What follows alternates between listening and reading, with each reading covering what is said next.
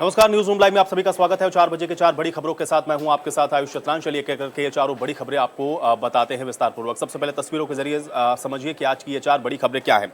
आज की पहली बड़ी खबर में हम आपको बताएंगे, सीएम योगी ने पलायन करने वाले सभी परिवारों को अब मुआवजा देने की बात कही है। यानी कि जो लोग कोरोना काल में पलायन करके उत्तर प्रदेश आए और अब वो यहां से अगर वापस भी जा रहे हैं तब भी उनको मुआवजा देने की बात मुख्यमंत्री योगी आदित्यनाथ के द्वारा कही गई है।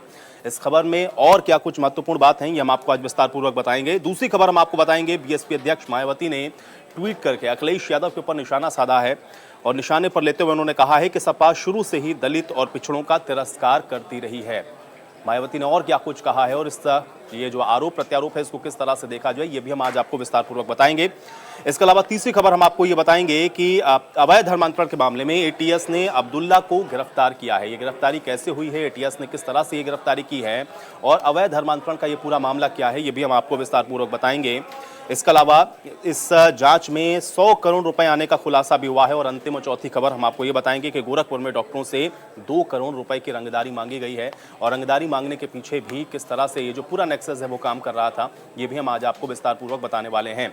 तो आज एक एक करके चारों बड़ी खबर हम आप तक पहुंचाएंगे और पहली बड़ी खबर के साथ शुरुआत करते हैं। आपको बता दें, मुख्यमंत्री योगी आदित्यनाथ की तरफ से बड़ा ऐलान किया गया है। कोरोना काल में जो लोग पलायन करके आए उत्तर प्रदेश में उन सबको मुआवजे का ऐलान मुख्यमंत्री योगी आदित्यनाथ के द्वारा किया गया है। तो ये बड़ी और अहम जानकारी है, मुख्यमंत्री के द्वारा ये ऐलान किया गया। और शामली के कराना पहुंचे थे सीएम योगी आदित्यनाथ, जहां पर अपने संबोधन में मुख्यमंत्री ने ये बड़ी बातें कही हैं। पलायन करने वाले सभी परिवार वापस लौटें, जिन्हें नुकसान हुआ है उनको मुआवजा मिलेगा। कैराना में विश्वास लौटा है, ये बात भी सीएम ने कही है। प्रताड़ितों को सरकार मुआवजा देगी और सरकार की पहल के बाद लोग अपने घर लौटे हैं, ये बात भी सीएम ने कही है। तो बड़ी जानकारी है और बड़ी खबर है। कैराना पहुंचे थे मुख्यमंत्री योगी आदित्यनाथ, जहां पर उनके द्वारा ये बड़ी बात कही गई, जो लोग पलायन करके यहाँ से गए वो वापस लौटें और अगर वो वापस आते हैं तो फिर उनको यहाँ पर मुआवजा भी दिया जाएगा। ये बड़ी बात कही गई है मुख्यमंत्री योगी आदित्यनाथ की तरफ से। तो ये बड़ी जानकारी और बड़ी खबर आप तक पहुँचा रहे हैं शामली के कैराना से। ये बड़ी जानकारी है। आज कैराना पहुँचे थे मुख्यमंत्री योगी आदित्यनाथ, जहाँ पर उनके द्वारा ये बड़ी बातें कही गई। जब मुख्यमंत्री ने पलायन करने वाले लोगों को वापस आने की बात को कहते हुए कहा कि जो लोग वापस आते हैं उनको राज्य सरकार मुआवजा भी देगी, उनकी सुरक्षा का पूरा ख्याल रखा जाएगा, क्योंकि अब माहौल बदल चुका है।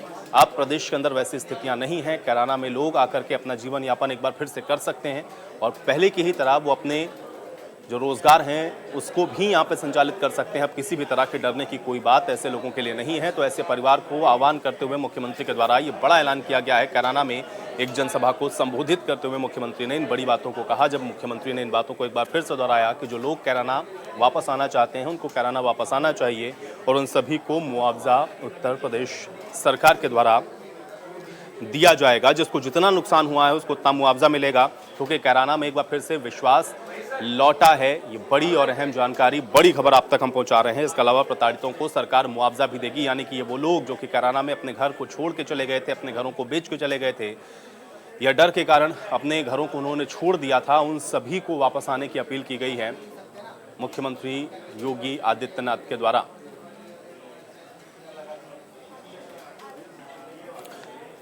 और चलिए इसी पर बातचीत करते हैं। वरुण हमारे साथ जुड़ रहे हैं जानकारी के साथ। वरुण, कैराना पहुंचे थे मुख्यमंत्री योगी आदित्यनाथ, जो लोग पलायन करके गए हैं उनको वापस लौटना चाहिए, उनको वापस आने पर मुआवजा भी देगी राज्य सरकार। ये बड़ी बातें आज मुख्यमंत्री की तरफ से कही गई, क्या जानकारी? बिल्कुल, देखिए योगी आदित्यनाथ आज पश्चिम उत्तर प्रदेश के चर्चित कैराना में पहुंचे थे। कैराना में उन्होंने जो है मंच के माध्यम से कई बड़ी घोषणाएं की। सबसे बड़ी घोषणा मंच के माध्यम से ये की गई कि जो लोग पूर्व की सरकारों में बदमाशों के द्वारा किए गए अत्याचार, गुंडागर्दी और दहशतगर्दी के कारण जो लोग अपना घर छोड़कर चले गए थे, व्यापार छोड़कर चले गए थे, उनको कैराना में वापस आने पर मुआवजा और रोजगार के लिए स्थान मुहैया कराया जाएगा। आज योगी आदित्यनाथ कैराना में कुछ परिवार ऐसे थे जो गुजरात, हरियाणा, राजस्थान और दिल्ली में चले गए थे, लेकिन जब से योगी आदित्यनाथ जी उत्तर प्रदेश के मुख्यमंत्री बने हैं उसके बाद से फिर उन्होंने कैराना में वापसी की थी और वापस आकर अपने व्यापारिक संस्थान यहाँ पर दोबारा शुरू किए थे।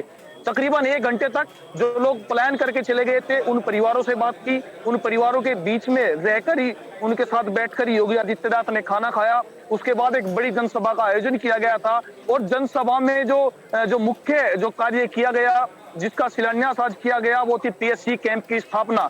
साथ ही साथ मंच से बार बार योगी आदित्यनाथ एक बात का दावा करते नजर आए कि किसी पीएससी बटालियन की जिसकी यहाँ पे स्थापना की गई है, उसमें करीब 1100 पीएससी के जवान 24 घंटे आपकी सेवा में, सुरक्षा में उत्तर प्रदेश पुलिस की ओर से सदैव तत्पर रहेंगे। आपको घबराने की, डरने की किसी से आवश्यकता नहीं है।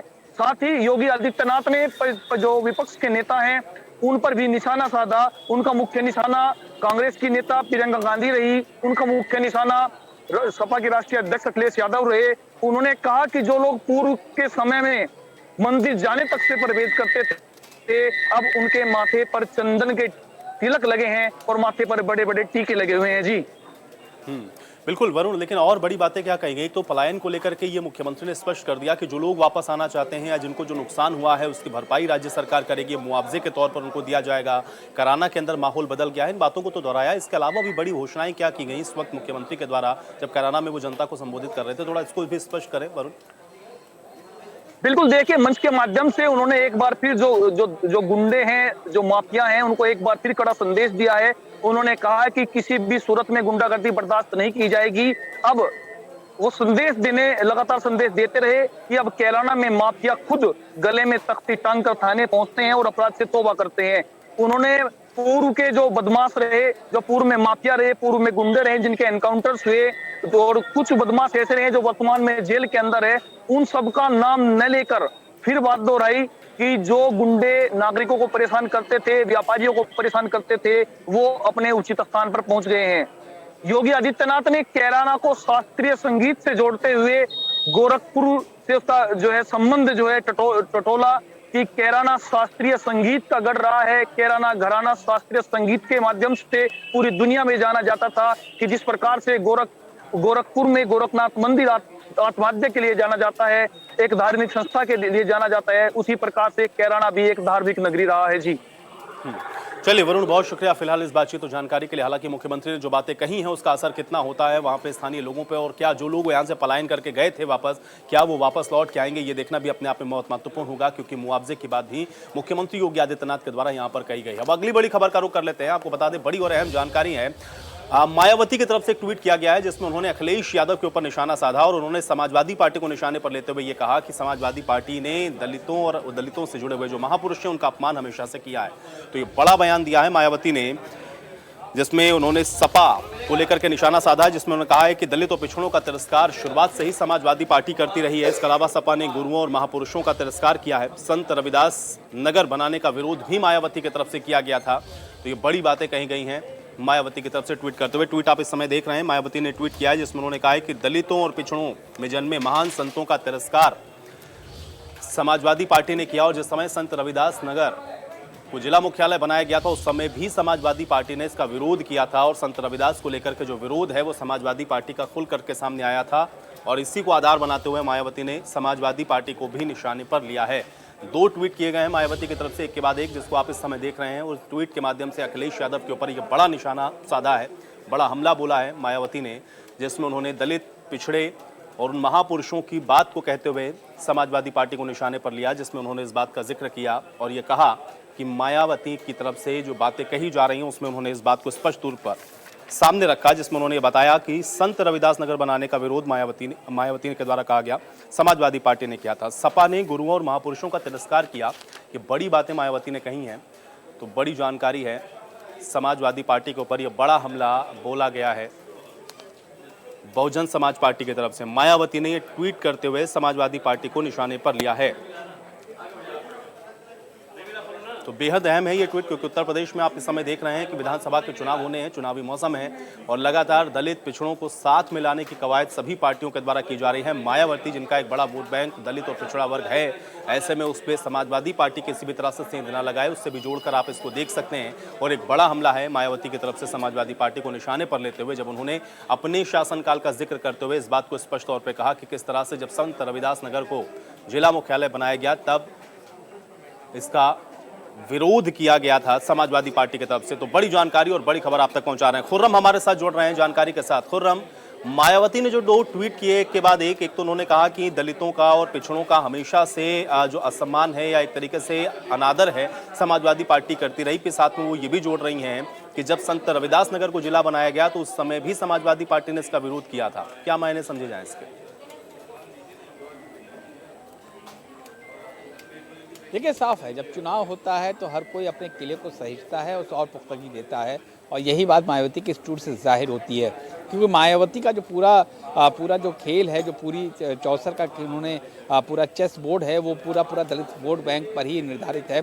और अगर वो दलित वोट बैंक से खिसक जाता है तो जाहिर सी बात है फिर उनको सत्ता हासिल एक बार फिर नहीं होगी। तकरीबन 1 दशक हो चुका है वो सत्ता से बाहर उत्तर प्रदेश की, तो जाहिर सी बात है यही वजह है कि उन्हें अपने दलित वोट बैंक की बेइंतहा फिक्र नज़र आ रही है। इस टूर के जरिए वो लग भी रहा है। तो उन्होंने समाजवादी पार्टी पर हमला बोला और कहा है कि समाजवादी पार्टी एक ऐसी सरकार समाजवादी पार्टी की जिसमें उनका जो भी दलित प्रेम था वो कहीं दिखता नहीं था और हमेशा दलित के खिलाफ उस सरकार ने अगर काम किया है। यकीनन अपोजिशन खेमे में इस तरीके की बात देखी जा रही है कि जब सत्ता पक्ष सवाल ना हो करके अपोजिशन की एक पार्टी सवाल कर रही है मायावती, ये समझ से बाहर है। क्योंकि जो हमला होता है वो हमेशा सत्ता पक्ष पर होता है, लेकिन जो मायावती ने हमला बोला है वो अपनी एक अपोजिशन पार्टी की जो खेमा है यानी कि बसपा ने सपा पर हमला बोला है।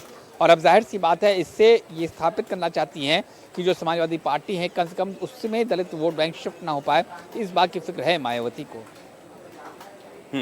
खुर्रम, लेकिन इस समय हम लोग देख रहे हैं खासतौर से उत्तर प्रदेश में, जब हम लोग इस समय राजनीतिक जो इस समय हलचलें हैं उस पर हम नजर डालते हैं तो जो असल लड़ाई है वो यहाँ पर भी हम लोग को नजर आती है कि असल जो विपक्ष है उत्तर प्रदेश के अंदर कौन है। कभी इसी कवायद में हमको कांग्रेस पार्टी दिखती है, आज मायावती जो ट्वीट कर रही हैं, क्या ये एक संदेश देने की जनता को कोशिश है कि अगर ऑप्शन के तौर पर भारतीय जनता पार्टी को कोई देख रहा है तो कम से कम वो वोट बैंक उनसे ना छिटके, इसलिए ये जो पार्टियां हैं विपक्षी पार्टियां उनके अंदर प्रमुख विपक्ष कौन है उसकी होड़ के तौर पर भी देखा जाए, ये जो 2 ट्वीट किए गए? जी बिल्कुल, देखिए यही कामयाबी भारतीय जनता पार्टी की, उन्होंने विपक्षी खेमे में भगदड़ मचा दी है। पहले तो ये कहा जा रहा था कि जो लड़ाई है वो सीधे सपा वर्सेस भारतीय जनता पार्टी है, लेकिन बीच में प्रियंका गांधी की एक्टिवनेस थी जिस वजह से वो भी मेन फ्रेम में आ गई। अब मायावती जो एक अरसे से गायब है मेन फ्रेम से, उनकी पार्टी लगातार संगठन पर ध्यान दे रही है, तो वो उनको भी फिक्र है कि किसी तरीके वो भी मेन फ्रेम में आ जाए, इस बात का एहसास हो कि अपोजिशन के खेमे में 2 पार्टी नहीं, तीसरी पार्टी भी है, वो है बहुजन समाज पार्टी।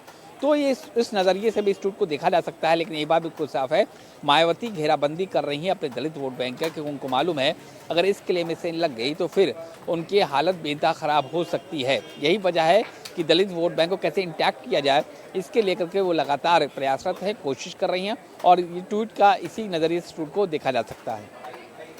चलिए खुर्रम, बहुत शुक्रिया फिलहाल इस बातचीत और जानकारी के लिए। हालांकि मायावती ने अब जो ट्वीट किया है उससे कितना उनको प्रभाव उसका पड़ता है और कितना फायदा राजनीतिक मायावती को मिलता है, इसके लिए चुनावों का इंतजार करिए। अगली बड़ी खबर का रुख कर लेते हैं। बड़ी जानकारी है लखनऊ से, ADJ law and order Prashant Kumar की तरफ से बड़ा बयान दिया गया है।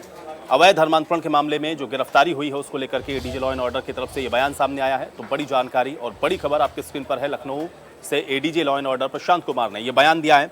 अवैध धर्मांतरण के मामले में गिरफ्तारी हुई है और एटीएस ने अब्दुल्ला को गिरफ्तार किया है। ये बात एडीजे लॉ एंड ऑर्डर ने कही है। उमर गौतम का बेटा है अब्दुल्ला, ये बात भी कही गई है। बातचीत करेंगे, रवि जुड़ रहे हैं हमारे साथ जानकारी के साथ। रवि, क्या जानकारी है? आज बड़ा बयान दिया गया है ADJ law and order Prashant Kumar की तरफ से, एटीएस ने जो गिरफ्तारी की है उसको लेकर के क्या जानकारी? देखिए, अवैध धर्मांतरण का जो मामला था इसमें यूपी एटीएस अब तक करीब 17 लोगों की गिरफ्तारी कर चुकी है और लगातार अगर जांच की बात करें तो जांच लगातार जिस तरह आगे बढ़ी, तमाम सारी गिरफ्तारियां हैं वो हुई है। और उसके बाद लगातार जिस तरीके से अगर बात करें तो पहले उमर गौतम की गिरफ्तारी होती थी, उसके बेटा जो अब्दुल्ला है उसकी गिरफ्तारी की गई। अब उससे पूछताछ वो की जानी है किस तरीके से क्या इनका रोल था। हालांकि अब तक की जो जांच है उसमें ये सामने आया है कि इस्लामिक दावा सेंटर में फंडिंग के कामकाज को ये देखता था और जांच में उमर गौतम और कलीम सिद्दीकी की संस्था को करीब 100 करोड़ की रकम आने का जो खुलासा हुआ था। पूछताछ में कोई भी रकम संबंधी दस्तावेज की जो जांच करी एजेंसी उनको ये लोग नहीं दिखा पाए। उसके अलावा 75 लाख की जो रकम थी वो अब्दुल्ला के अकाउंट से आई थी, जिसमें 17 लाख विदेशी से जो फंडिंग वो की गई थी। तमाम सारे जो खुलासे हैं वो हुए हैं और लगातार जिस तरीके से अब तक लोगों की गिरफ्तारियां हुई हैं अवैध धर्मांतरण के मामले में, उसमें कई सारी चीजें और सामने आई। जैसे कि पहले कहा जा रहा था कि इन पर जोर जबरदस्ती नहीं की गई, लेकिन जो जांच हुई है उस जांच में भी सामने आया है कि जोर जबरदस्ती भी की गई, दबाव बनाया गया है। तो ये सारी चीजें भी जांच में अभी तक आई हैं। उसके साथ ही इसमें 2 लोग ऐसे जिनके संबंध आतंकी संगठनों से ये भी जांच के दौरान सामने आए हैं। ये भी सामने आया कि ये लोग हिंसात्मक विचारधारा से प्रभावित हैं। इलेक्ट्रॉनिक साक्ष्य मिले हैं इसको लेकर, इनके मोबाइल से भी तमाम दस्तावेज मिले हैं जिसको लेकर जो जांच है वो की जाने। यही नहीं कि जो अब्दुल्ला है उसकी रिमांड ली जाएगी ताकि रिमांड से जो भी और भी जो खुलासे हैं वो हो सके हैं। और अभी कितने लोग हैं इस पूरे मामले जुड़े हुए जिनसे जो पकड़े जाएंगे तो उनसे पूछताछ की जाएगी। वो कह सकते हैं कि एक अवैध धर्मांतरण का जो मामला था उस मामले में लगातार एक के बाद एक खुलासे हो रहे हैं। और रवि बिल्कुल, लेकिन ये जो अब्दुल्ला की जो गिरफ्तारी हुई है, क्या ये जो 100 करोड़ का जो खुलासा हुआ है उसकी संस्था में जो पैसे आए क्या वो इससे अलग हैं, क्या इसका खुलासा किया गया है या ये उसी का अमाउंट है जो 100 करोड़ जिसकी जानकारी दे रहे थे एडीजी लॉ एंड ऑर्डर? पहला सवाल, इसका जवाब दीजिए। और दूसरा मुझे ये बताइए कि खासतौर से जो ये बताया गया एडीजी लॉ एंड ऑर्डर की तरफ से कि ये जो रकम है ये मनमाने ढंग से यहाँ वहाँ खर्च की जा रही थी, ये खर्च कहाँ हो रही थी, इसका कोई सोर्स बताया गया है या कोई जानकारी इस विषय में आज एडीजी की तरफ से दी गई? देखिए, अभी तक की जो जांच हुई है उसमें जो जानकारी मिली है कि जांच में उमर गौतम और कलीम सिद्दीकी की संस्था को 100 करोड़ की रकम आने का खुलासा ये हुआ है। उसके अलावा अगर जो पूछताछ हुई उसमें रकम से संबंधित जो दस्तावेज हैं वो जो एजेंसी जांच करे थी उनको ये लोग नहीं बता पाए हैं। 75 लाख की रकम अब्दुल्ला के अकाउंट पे आई थी जिसमें 17 लाख विदेशों से फंडिंग की गई थी। हवाला व उसके अन्य माध्यमों के जरिए ये रकम पहुंची थी। यही नहीं, आई हुई रकम को मनमाने ढंग से खर्च किया जाता, इसका कोई हिसाब किताब नहीं है। फिलहाल जिस तरीके की जो जांच पड़ताल अभी तक की है, अब अब्दुल्ला की गिरफ्तारी है वो की गई है, अब्दुल्ला की रिमांड मिलती है, तो रिमांड के दौरान इनसे बहुत से सवाल हैं, उन सवालों के जवाब है वो लिए जाएंगे। इनके साथ जुड़े हुए और कौन कौन लोग हैं उनको उनके लेकर जानकारी जो है वो ली जाएगी। लेकिन जरूर है यूपी एटीएस की लगातार जिस तरीके से कार्रवाई हो रही है उसमें लगातार गिरफ्तारी हुई है। अब अब्दुल्ला भी यूपी एटीएस के हाथ चढ़ा है। हालांकि अब इसकी रिमांड होती है तो रिमांड के बाद इनसे तमाम सभी जो सवाल हैं उन सवालों के जवाब हैं वो लिए जाएंगे। चलिए रवि, बहुत शुक्रिया फिलहाल इस बातचीत और जानकारी के लिए। हालांकि अब एटीएस लगातार चूंकि इस पूरे मामले में गिरफ्तारियां कर रही हैं और आगे क्या इसमें और खुलासा होता है ये देखना बहुत दिलचस्प होगा। लेकिन सबसे महत्वपूर्ण बात जो आज एडीजी ने कही है वो ये कि जो 100 करोड़ का खुलासा है वो हुआ है और किस तरह से विदेशों से फंडिंग हो रही थी उस विषय को भी बताया गया है। अगली खबर का रुख कर लेते हैं। गोरखपुर से बड़ी जानकारी है, रंगदारी मांगने का ये मामला है। बड़ी जानकारी है आपकी स्क्रीन पर। गोरखपुर से डॉक्टर से 2 करोड़ की रंगदारी मांगी गई है और रंगदारी न देने पर परिवार को जान से मारने की धमकी भी दी गई है। बड़ी और अहम खबर है, गोरखपुर से डॉक्टर से 2 करोड़ रुपए की रंगदारी मांगी गई है और रंगदारी ना देने पर परिवार को जान से मारने की धमकी दी गई है। तो ये बड़ी जानकारी और बड़ी खबर आप तक हम पहुंचा रहे हैं। और पीड़ित ने इसके बाद पुलिस को तहरीर देकर के अब न्याय की गुहार लगाई है और पुलिस ने अब परिवार की सुरक्षा को भी बढ़ा दिया है। कैंट थाना के मोहद्दीपुर का मामला ये बताया जा रहा है। बातचीत करेंगे, सुशील हमारे साथ जुड़ रहे हैं जानकारी के साथ। सुशील, क्या कुछ ये पूरा मामला अपडेट करें? बिल्कुल, यश आपको बता दूं कि गोरखपुर के कैंट थाना क्षेत्र से मोहद्दीपुर का ये मामला है, जहां पे एक हॉस्पिटल के एक डॉक्टर हैं, उनको जो है रंगदारी मांगी गई है फोन करके।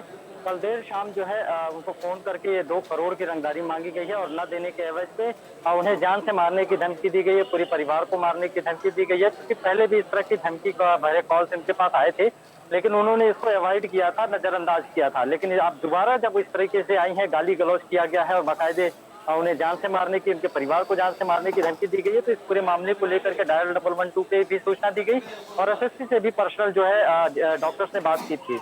इसको गंभीरता से लेते हुए डॉक्टर ने पूरी तरीके से जो नंबर आया था उसको सर्विलांस में लगाया तो पता चला कि शशि मिश्रा नाम का ये नंबर है जिसका ये नंबर है और उसके बाद इसको लेकर के तलाश शुरू कर दी है, पूरी जांच की जा रही है। निश्चित रूप से 2 करोड़ की रंगदारी और एक डॉक्टर से मांगना वो भी मुख्यमंत्री के गृह जनपद में कहीं ना कहीं अधिकारियों के लिए भी बड़ी चुनौती है। फिलहाल अधिकारी लगातार उसको ट्रेस कर रहे हैं और क्राइम ब्रांच के तहत और भी अन्य पुलिस की टीम को लगाया गया है उसकी गिरफ्तारी के लिए। जी सुशील, लेकिन क्या ये अभी तक खुलासा हो सका है या फिर डॉक्टर की तरफ से जिस परिवार से रंगदारी मांगी गई है, क्या उन्होंने ये बताया है कि ये रंगदारी दरअसल किससे की तरफ से मांगी जा रही थी? क्या इसका कोई खुलासा? और दूसरा ये बताएं कि जो पीड़ित परिवार है अब उनको लेकर के क्या आपके पास जानकारी है? क्योंकि जो सुरक्षा की बात उन्होंने कही थी, पुलिस ने उनको सुरक्षा मुहैया कराई है, क्या अब वो थोड़े आश्वस्त नजर आ रहे हैं? परिवार का रिएक्शन क्या है, इसको भी अपडेट करें। बिल्कुल, आइए, सही सवाल किया आपने और निश्चित रूप से जब इस तरह की चीजें आती हैं तो सुरक्षा अहम सवाल होता है। लेकिन ये पुलिस के कप्तान विपिन टाणा ने तो तत्काल जो है वहां पे सुरक्षा बढ़ा दी है और कल फोन आने के बाद से ही वहां पे टिकट लगाया गया और बाकायदे 2 पुलिस के जवान वहां उनके घर पे मौजूद है और सुरक्षा उनकी बढ़ा दी गई है। साथ ही जो अगर डॉक्टर की बात करें तो ये जो फोन कॉल्स है इसके पहले कुछ साल पहले भी इस तरह के फोन आए थे और इस तरह से रंगदारी मांगी गई थी, लेकिन उस समय उन्होंने जो है इसको नजरअंदाज किया था। लेकिन इस बार जब फोन आया तो बाकायदे गाली गलौज हुई, उसके बाद जान से मारने की धमकी गई और रात के 12 बजे तक का समय दिया गया कि अगर इस समय तक अगर 2 करोड़ रुपए नहीं दिए गए तो उनको जान से मार दिया जाएगा, उनके परिवार को मार दिया जाएगा। तो इस गंभीरता को देखते हुए डॉक्टर ने पूरी तरीके से पुलिस को इसकी जानकारी दी और बाकायदे पुलिस ने क्राइम ब्रांच के साथ तमाम अन्य पुलिस की टीम को लगाया है और ये माना जा रहा है और पुलिस ये दावा कर रही है क्योंकि नाम तो हो चुका है कि किस नाम से ये स्कीम में लॉट है तो जल्दी उसे गिरफ्तार कर दिया जाएगा। चलिए सुशील, बहुत शुक्रिया फिलहाल इस बातचीत और जानकारी के लिए। हालांकि अब पुलिस की तरफ से सुरक्षा व्यवस्था जो चाक चौबंद की गई है परिवार की और देखना कब ये है कि आखिर कब तक ये जो आरोपी हैं उनको गिरफ्तार किया जाता है जिन्होंने 2 करोड़ की रंगदारी मांगी है। और चलिए इसी के साथ न्यूज़ रूम लाइव में मेरे साथ फिलहाल इतना ही, लेकिन आप बने रहिए इंडिया न्यूज़ उत्तर प्रदेश उत्तराखंड के साथ। नमस्कार।